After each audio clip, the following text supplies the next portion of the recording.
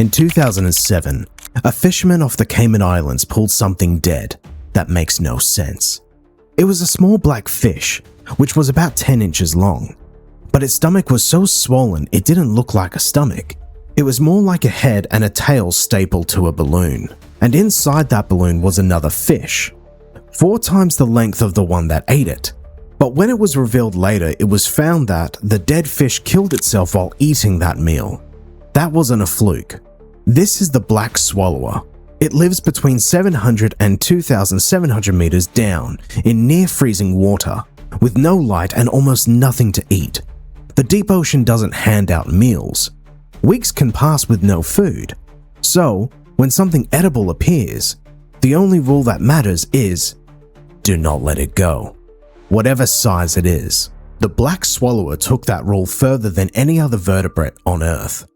But how does a 10-inch fish put a 40-inch fish inside its body? Why can't it stop itself even when the meal is obviously too large? And why is that inability to stop the very reason this species still exists at all? The stomach walls of the black swallower are thin enough to be almost transparent when fully stretched. They expand to hold prey 10 times the fish's own body mass. For an average adult human, that's roughly 1,700 pounds of food in one sitting. When the black swallower is empty, it looks completely normal. Just a small black fish, 10 inches long. But when it finishes eating, the stomach grows so large it pushes outside the body. It hangs below the fish like a see-through bag, stretched and full. The fish itself almost disappears next to it. At that point, it looks less like a predator and more like a tiny fish glued to a giant balloon. This exists because deep-sea life runs on long gaps between meals. One large meal beats 1,000 small ones you never find. The black swallower's stomach is built to make the most of any opportunity, regardless of what size that opportunity happens to be. But a stomach that stretches to hold anything doesn't help if you can't get the thing inside it. So, you might think how a tiny fish swallows that heavy meal. The teeth of a black swallower are long, curved, and they interlock. They angle backward. So, once a prey fish is partway in, it can't reverse. Every time it struggles, the teeth dig deeper. Forward is the only direction available. So how does it actually get something that big inside its mouth?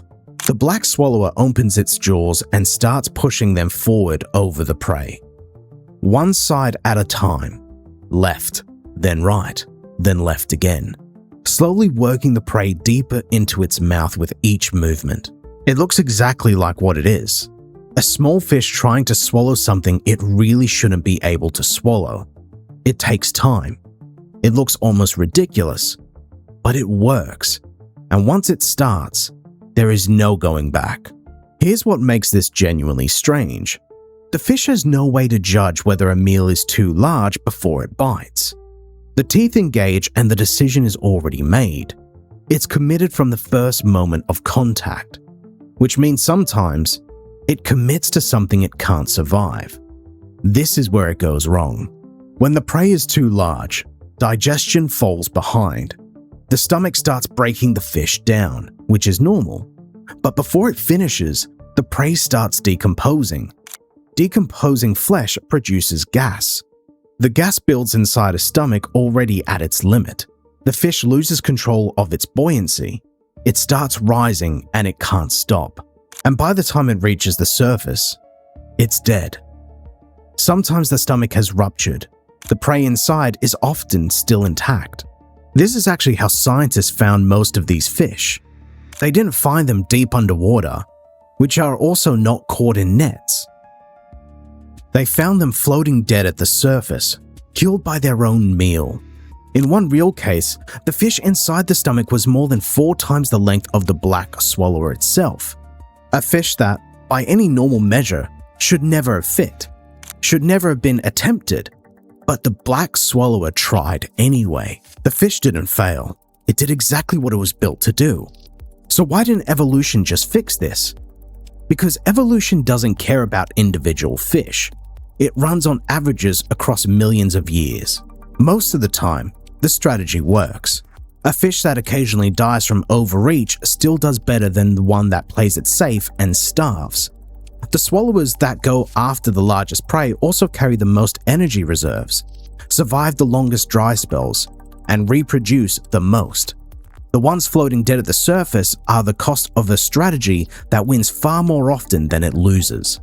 The deep ocean doesn't favor the cautious. It favors the fish willing to commit completely, even when committing kills them sometimes. The black swallower isn't a cautionary tale. It's what happens when the alternative is worse. The next time you see something from the deep ocean that looks like it shouldn't exist, it probably ran the same math and came to the same conclusion. More of those in the next video.